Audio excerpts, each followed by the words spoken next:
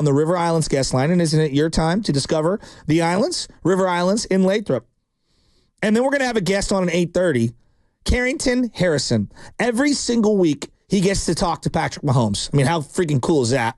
And every single week, he gets to ask him a bunch of questions. And so not only do I hate this guy, Patrick Mahomes, but I'm trying to think of what can we tell Carrington that we want him to ask Patrick Mahomes. What do Niner fans want to say or ask to Patrick Mahomes? Anything at all. It's, reasonable to ask him. I'm curious. Yeah, I'm curious too, Shasky. Niner fans, if there's any question or any statement or anything that you want Patrick Mahomes to have to hear or be asked, we want to hear from you. Give us your best suggestions, and could end up being the suggestion we pass along to Carrington. Yeah, there's no doubt about it. I look at just the Mahomes thing, like, Niners had the number 2 overall pick. The number 2 overall pick. And it was an expansion franchise. And I defended it at the time, and I'll probably still defend it until my dying day. And I might be wrong. But it's like, I just didn't think taking a quarterback, given how bad the whole infrastructure was the right move. We did that with Alex Smith. And not that Alex was some phenomenal outlier quarterback, but it's not great business. Look at what's happened to Bryce Young. I'd be kind of curious what the Niners would have done if they did draft Mahomes that year. Because remember, one of the main reasons why they decided not to take a quarterback at the beginning of that draft was because they were going to roll with Brian Hoyer and then wait for Kirk Cousins to become available that next year. Don't even. And I think that's part of what irritates me the most out of this. It's not so much that they had, a doubts in Mahomes. Was it a couple years ago? I think it was after around the Bucs-Chiefs Super Bowl when John Lynch came out and said, "Oh yeah, we actually kind of really like Mahomes." Yeah. I was doodling up plays on my iPad after I saw him, and it's like, and then they still go in there and they took Solomon Thomas there. And first, how do you think the Bears feel? They took Mitch Trubisky that year. Yeah, but Trubisky at least went to the playoffs. I'm not trying to defend. No, but I mean that's one year. Solomon Thomas is. He's not even a starter. No, it was not. It's not. It's been bad in every single way that you can imagine for the Niners. They're not just that you passed on him, but then he has 2 Lombardi trophies in his closet that are a direct result of playing you in the Super Bowl. It just, I think that just kind of adds to the pain more. It's not the fact that Mahomes has beaten the Niners so many times, not the fact that the painful methods of which he's beaten the 49ers. It's the fact that all of it could have been avoided if you just took them in the draft. I don't even blame the Niners. They had double-digit leads twice against this guy. Twice, and lost in the Super Bowl. All right, so the boss man, Matt Nahigian, is, because you're filling in for Bonte right now, and Matt came in, and he has to come in early, and he says, Joe, you've got to hear what our sister station in Kansas City is running as a promo regarding this week, Niners-Chiefs. And the Chiefs are coming off a bye. They didn't play a game this weekend. And so now I want to hear this promo that he's hyping up. Can I hear it, guys? Are we ready to hear the promo? This is being played right now in Kansas City every single day leading up to the game this weekend. Remember when an NFL coach who wears a flat-brimmed hat decided to receive the ball to start overtime and then went limp and kicked a field goal after already losing a Super Bowl 4 years earlier to the same team? Yeah, us too. Right side throw, touchdown! Kansas City! McCole Hardman! Chiefs and Niners, Sunday at 3:25, right here on your home for Chiefs football, 96.5, The Fan. Flat-brimmed hat head coach. That's not real. That cannot be real. Can we hear that one more time, please? No, that's not real. I refuse to believe that to be real. That felt like an Onion, like a parody. There's no way that's true. Matt, that is real? He's shaking his head. That is real. That is being aired over the airwaves in Kansas City today, right now, as we speak. That makes me livid. No, that makes me livid. On behalf of the Bay Area and all Niner fans, that's a shot taken. You think? It sounds like Robin Sambruno wrote that one. Like, oh my God, a flat brim head coach who chokes in the Super Bowl? I want to hear it one more time. Yeah, let's. I want to hear it one more time. Remember when an NFL coach who wears a flat-brimmed hat decided to receive the ball to start overtime and then went limp and kicked a field goal after already losing a Super Bowl 4 years earlier to the same team? Yeah, us too. Right side throw, touchdown! Kansas City! McCole Hardman! Chiefs and Niners, Sunday at 3:25, right here on your home for Chiefs football, 96.5, The Fan. That's what they think of us.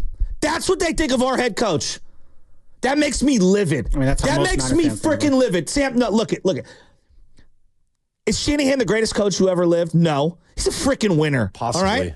The guy has won a lot of games. That makes me so angry. And I know, look, that overtime is just going to be the template for people destroying us. How does that make you feel, Bay Area? You absolutely should be angry I'm ready about to that. explode after hearing that.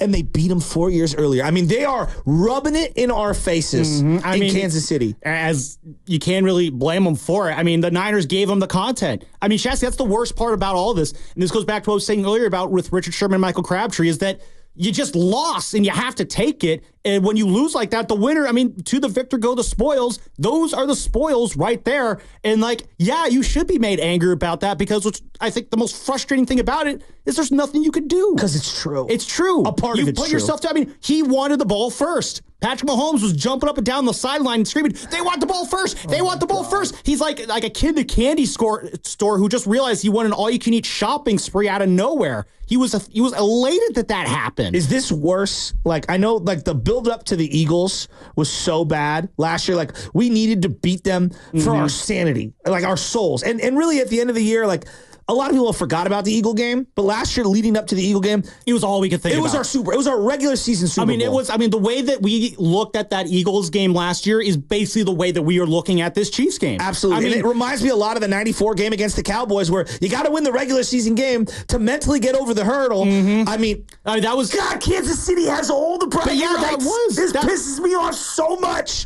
I'm livid. And it's so hard to argue with it because it's so much truth in there. How does that make you feel, Niner fans? We got Frank Gore in 5 minutes. If that doesn't make your blood run hot, that is, to your point, that is what they think of us. We are their punchline. What's the rebuttal?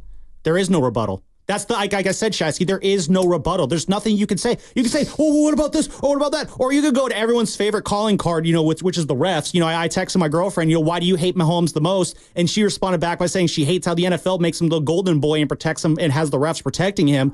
I mean, that's how deep this stuff goes. But that pales in comparison to the 2 Lombardis that are sitting in his closet. I'm not even mentioning all the Lombardis. So that's what's crazy about that. I don't think you remember, but back when you'd be in the beer line against the Dodgers, right? You'd be playing the Dodgers. You'd be in the beer line, and they'd be like, "You guys have never won a World Series, San Francisco." This is prior to winning it. Pre-2010, yeah. And there was no rebuttal. No, Shasky, all my best friends growing up There's no rebuttal. All my best friends growing up were A's fans. What do you think I had to hear all the freaking we swept time? you. 19, and I could say stuff like, "Oh, the earthquake, ruined this and that." It's hollow words. They mean nothing. You could play that series, that 89 series, 10 straight times with no interruptions. The A's win all 10 of those series.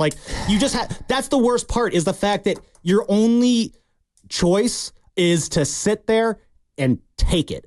And that is, I think, what makes you hate it even more, is that feeling of helplessness, that feeling that there is no rebuttal, the fact that you can't get out of it. You can't, there's nothing you could say to rectify it or justify it or make it sting any less. And anytime you do try to make it sting less, it just stings more. And it's just spiral of frustration that just leads right into Hatesville. The truth cuts so deep. It just cuts so deep. And we're going to have Frank Gore on in a couple of minutes. I can't wait to ask him about this. I mean, geez Louise. Oh, yeah, I almost want to play that promo for Frank Gore. This is what they're thinking of us, Frank. I almost do. Honestly, it's just this team, this Chiefs team, if they didn't beat us, it's almost impossible to hate them because they play a brand of football we all love, right? It's like watching, now I know what it's like being a non-Warrior fan watching Steph Curry. Oh, that's a good way to put it. He's almost too perfect. This is what, I used to always laugh at people who said, "Oh, the Warriors ruined the NBA." And I used to always enjoy that because I'm young enough as a Warrior fan when the NBA used to ruin the Warriors. And so being able to see the Warriors do it to the rest of the league is super fun for me to watch. Let's not forget, the Chiefs for the longest time were also kind of I don't want to know about doormat, but they were a non-glamorous franchise. This is a team that I think from 93 to 2017 didn't win a single playoff game or some ridiculous streak like that. The Chiefs had a pretty sorry history for the most part. and now they're the gods of football, the same way that the Warriors were. And yeah, it looks like, I mean, at least here in the NFC, there's a path to the Super Bowl. If you're in the AFC, like, you really just are hoping for your team to have the greatest day ever and for Patrick Mahomes to throw 5 picks for you to potentially see your team in the Super Bowl. Like, yeah, they are an absolute monster of a roadblock that sucks any and all joy out of the thrill of a Super Bowl chase. Patrick Mahomes is 94-25. That's his career record. It was like Steve Kerr's record after like a couple years too. Like, he wins 79% of his games. He is a video game. He is inevitable. He's Vader. He's Thanos. I hate his guts. And it's impossible to hate, quote unquote, Fat Andy, a.k.a. Andy Reid. But it's hard to not say that these guys have our number. And there's no rebuttal other than beating them on Sunday. It's impossible to swallow this pill. And they are just that good, too. That's the worst part. You can't find a flaw. Like I said, every time you try to find a reason to find a crack in their armor, and there is none, you just get more angry. Like, it's a spiral. It's just you can't get out of it, and it drives you crazy. And I think that's the worst kind of hate. And that's, again, I harken back to that the quarterback talk there. You come away from that being like, God, it's so hard to hate Patrick Mahomes as a person. He's so cool. Like, if you saw him at the bar, you said, hey, Shasky, come have a beer with me. You'd love that. Like, you would love to chop it up and talk a little football with him and just hear what he has to say about the league. Like, I feel like if I sat down with Mahomes, I would love the guy. He's probably a really cool guy, which makes hating him even worse, because how are you going to hate a cool guy like that? Let me ask you this question. When it comes to, like, the Warriors and whatnot, is there any rebuttal to 3-1? When people say 3-1, I know we ended up winning more championships, but there's almost no trump card over that, because it's like, yeah, that happened. That's when Cavs fans could say, it's like, yeah, you won 3 of the 4, but the one we got is better than the other 3. Like, yeah, that's a hard one to kind of rebut there, but at the same time, like, it doesn't sting as much anymore, because when you have those two, like, beating the Chiefs, it won't ease the sting. Like those last 2 titles did for the Warriors after 3-1.